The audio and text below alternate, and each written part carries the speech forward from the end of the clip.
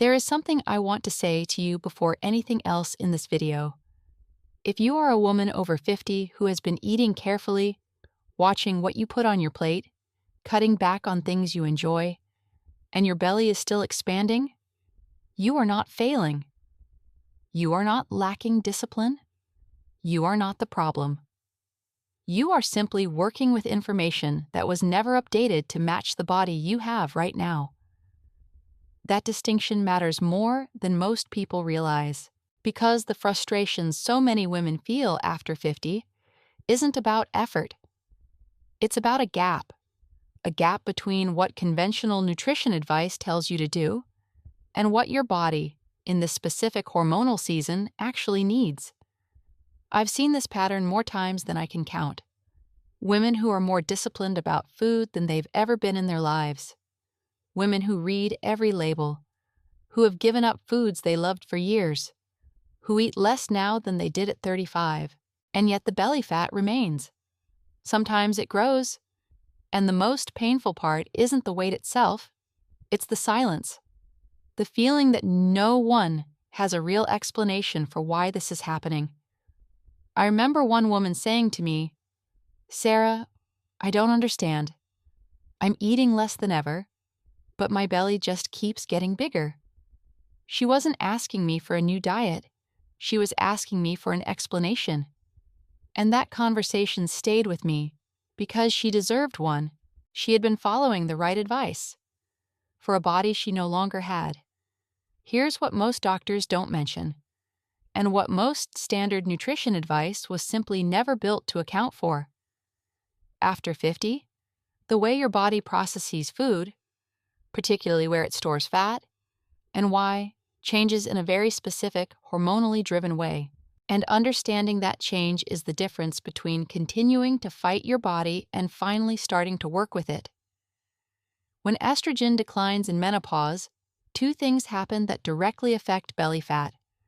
First, the body shifts its preferred fat storage site to the abdominal area, particularly the deeper visceral fat that accumulates around the organs. Second, insulin sensitivity decreases, meaning the body becomes less efficient at processing certain foods, especially refined carbohydrates, and more prone to converting them into stored fat rather than usable energy.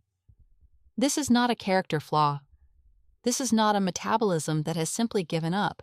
This is a precise biological response to a hormonal environment that has shifted, and it calls for a different nutritional response than the one most women have been given. That's exactly what today's video is about. I'm going to walk you through the food swaps that women over 50 are quietly making. Not extreme changes, not restrictive diets, not anything that requires you to start over from scratch. Practical, specific shifts in what you choose and how you combine it. That may make a meaningful difference once you understand the hormonal logic behind them. I'm Sarah Mitchell. I've spent years studying hormonal health, menopause nutrition, and the everyday food decisions that can help women over 50 feel more like themselves again. If you're new here, welcome. Subscribe so you don't miss what's coming. And if this video is already speaking to something you've been experiencing, a thumbs up helps more women find it when they need it most. Before we dive in, I want to mention something.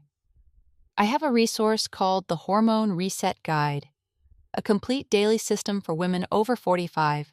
Module 3 is dedicated entirely to nutrition that works with your hormones, including which foods may be quietly contributing to belly fat after menopause, and the specific swaps that may help shift that. There's also a bonus called 7 Foods That May Be Worsening Menopause Symptoms, and it pairs directly with everything we're covering today. The link is in the description and pinned in the first comment.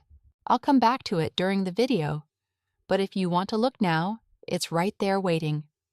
As always, everything I share here is educational and informational, based on wellness principles and good practices. It is not a substitute for personalized medical care. Please work with your healthcare provider about what's right for your body. Now, let's begin. Because the first food swap on this list is one that surprises almost every woman I share it with, And once you understand the hormonal reason behind it, you'll never think about this particular food choice the same way again. The first swap is one that most doctors never bring up, not because the evidence isn't there, but because standard medical nutrition training rarely accounts for the hormonal environment that emerges specifically after menopause. Most women over 50 are still choosing low-fat yogurt. It has been positioned as a responsible, weight-conscious food for decades. And for a body with stable estrogen, that framing had some logic. But after menopause, the hormonal context changes in a way that makes this choice worth reconsidering. Here is the mechanism. Declining estrogen directly reduces insulin sensitivity. A less insulin-sensitive body is more reactive to blood sugar fluctuations. And low-fat yogurt, despite its health reputation, is typically high in added sugar. Without adequate fat to slow absorption, that sugar enters the bloodstream rapidly, produces a pronounced insulin response, and in a post-menopausal metabolic environment, that response disproportionately favors fat storage, particularly visceral fat in the abdominal area. The swap is full-fat plain Greek yogurt. The fat slows glucose absorption and supports a more stable insulin response. The significantly higher protein content supports muscle preservation. And after 50, muscle mass is one of the most important determinants of resting metabolic rate. This swap doesn't require eating more. It requires eating smarter, in a way that matches your current hormonal reality. The second swap addresses something most medical appointments never touch, and it has to do with timing, not just content. The majority of women over 50 consume their largest, most carbohydrate-dense meal in the evening. Earlier in life, this pattern had little consequence. Insulin sensitivity was relatively stable throughout the day. After menopause, that stability disappears. Insulin sensitivity follows a distinct circadian rhythm. It is measurably higher in the morning and declines progressively through the afternoon and into the evening. Eating a carbohydrate-heavy meal at the point of lowest insulin sensitivity means the body is physiologically least equipped to process that glucose efficiently, and most inclined to store it as fat. The swap is not caloric restriction, it is nutrient redistribution. Shifting the majority of protein and complex carbohydrates earlier in the day, emphasizing a protein-rich breakfast, and making the evening meal lighter and predominantly protein-based. Clinical research on chrononutrition, the study of meal timing relative to circadian biology, consistently shows that front-loading caloric and carbohydrate intake supports better fasting insulin levels, improved blood sugar regulation, and reduced abdominal fat accumulation over time. This is among the most evidence-supported adjustments in postmenopausal nutrition. It is also among the least discussed in a standard clinical setting. The third swap is the one that generates the most surprise, because it involves a food category most women have been told, without qualification, is healthy. Fruit juice, including 100% natural, cold-pressed, no added sugar varieties. The intention behind drinking juice is sound: vitamins, antioxidants, hydration. But juicing removes the fiber from fruit entirely, and that distinction is physiologically significant. Fiber is what governs the rate at which fruit sugars enter the bloodstream. Without it, the natural fructose in juice, even in the most premium, unprocessed version, is absorbed rapidly, producing a blood sugar response that, in a postmenopausal body with compromised insulin sensitivity, behaves similarly to a refined sugar source. The swap is whole fruit: an orange in place of orange juice, a handful of berries in place of a blended juice. The fiber matrix in whole fruit slows sugar absorption substantially, feeds beneficial gut bacteria, and emerging research links gut microbiome composition directly to hormonal metabolism and fat distribution after menopause, and delivers more sustained energy without the insulin spike. It is a small swap with a disproportionately meaningful effect in the hormonal context of life after 50. Now, I want to pause here, Because if the hormonal logic behind these swaps is resonating with you, I want to make sure you have access to something that takes all of this considerably further. It's called the Hormone Reset Guide.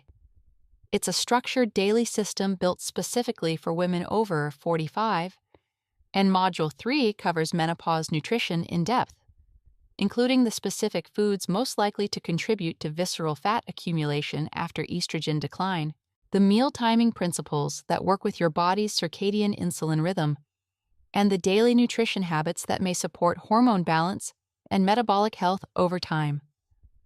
The bonus: 7 foods that may be worsening menopause symptoms, is a direct companion to everything in this video. The link is in the description and pinned in the first comment. If you want a clear, practical framework to build on what you're learning here, that's where to go next. The fourth swap addresses a contributor to belly fat after 50 that most doctors never connect to weight, despite a growing body of research that makes the link increasingly difficult to ignore. Refined vegetable oils, corn oil, soybean oil, generic sunflower and vegetable oil blends, are among the most prevalent fats in the modern diet. They are high in omega-6 polyunsaturated fatty acids. The body requires some omega-6, but the ratio of omega-6 to omega-3 in the typical Western diet is estimated to be dramatically skewed, far beyond what the body can metabolize in a balanced way. That excess omega-6 load is associated with low-grade chronic inflammation. In the post-menopausal hormonal environment, chronic inflammation elevates cortisol activity, and elevated cortisol is one of the most well-documented drivers of visceral abdominal fat accumulation in women over 50. The swap is extra virgin olive oil as the primary daily cooking and dressing fat, with avocado oil for higher heat applications.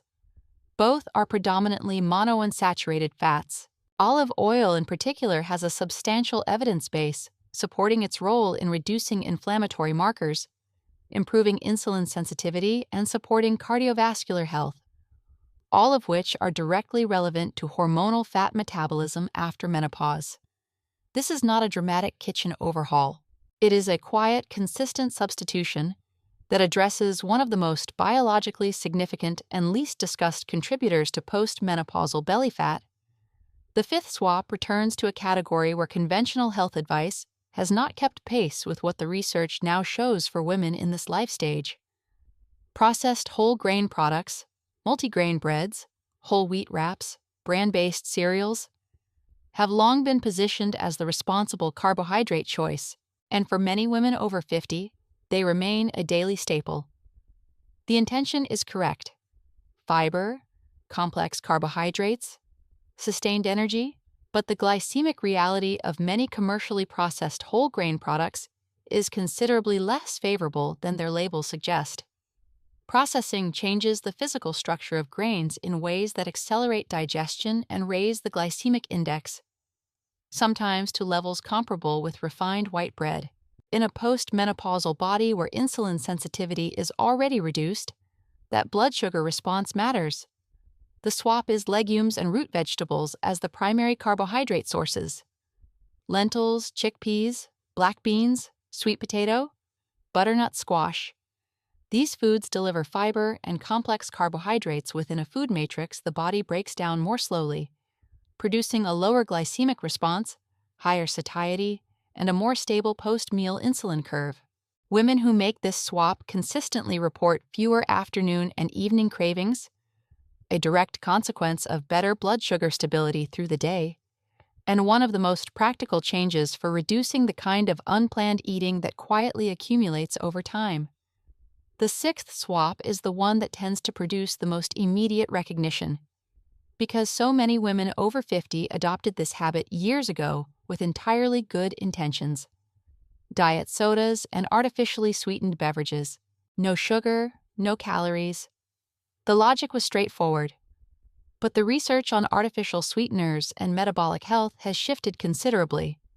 Multiple studies now suggest that certain artificial sweeteners alter gut microbiome composition in ways that may impair insulin response and glucose metabolism. There is also evidence that they activate the brain's reward circuitry without delivering the caloric payoff those pathways anticipate, which may increase sugar cravings and drive compensatory eating later in the day. In a post-menopausal body, already navigating reduced insulin sensitivity and gut microbiome changes, these are not trivial effects. The swap requires no sacrifice of hydration or flavor. Sparkling water with lemon, lime, or cucumber. Cold herbal teas. Still water with overnight fruit infusion. These options support hydration without introducing any of the metabolic disruption associated with artificial sweeteners. For women who have relied on diet drinks as a weight management tool for years, this is often the change they describe as unexpectedly impactful, shifting something in their cravings and energy patterns that they hadn't been able to explain. Taken together, these 6 swaps are not a diet. They are a recalibration, a set of specific, evidence-informed adjustments that account for the hormonal environment your body is actually operating in. That is the difference between nutrition advice designed for a younger body and nutrition that genuinely works for the body you have now. I want you to imagine something for a moment. It's a Tuesday morning. You wake up and instead of reaching for low-fat yogurt out of habit, you open a jar of full-fat plain Greek yogurt and add some berries. Whole berries, not juice. Your breakfast has more protein than it used to, more fat, more staying power. And something is different about the way you feel at 10 o'clock. Not ravenous, not reaching for something sweet, just quietly satisfied in a way that used to feel harder to maintain. At dinner, your plate looks a little different too. Less bread, more lentils, a piece of salmon instead of something heavier. You finish eating at a reasonable hour and the evening feels a little lighter. Not because you ate less, but because what you ate made more sense for the body you're in right now. Over days, that becomes a week. Over weeks, that becomes a month. And somewhere in that month, something begins to shift. Not overnight, not dramatically, but real. The afternoon cravings that used to hit hard start to soften. The bloating that seemed constant begins to ease. The number on the scale stays the same at first, and then quietly, it moves. The belly that felt stubborn and inexplicable starts to respond. Not because you found more willpower, because you finally had the right information. That is not a fantasy. That is what becomes available when food choices are aligned with what your body's hormonal environment is actually asking for after 50. The swaps we covered today are not a temporary fix. They are a recalibration, a way of eating that works with your biology instead of against it. And the difference between those two things, in the years after menopause, is everything. Now, here's what I want to suggest before you close this video. Don't try to make all 6 swaps at once. That is not how sustainable change happens, and it is not what I'm asking of you. Instead, I want you to choose one, just one of the 6 swaps we talked about today, the one that felt most familiar, the one that created the most recognition, the one you found yourself nodding at. Start there. This week, one swap, practiced consistently, is worth infinitely more than 6 swaps attempted and abandoned. If the low-fat yogurt one resonated, swap it. If the meal timing one surprised you, try shifting your largest meal earlier for the next 7 days and notice what changes. If the juice one caught your attention, buy whole fruit this week instead.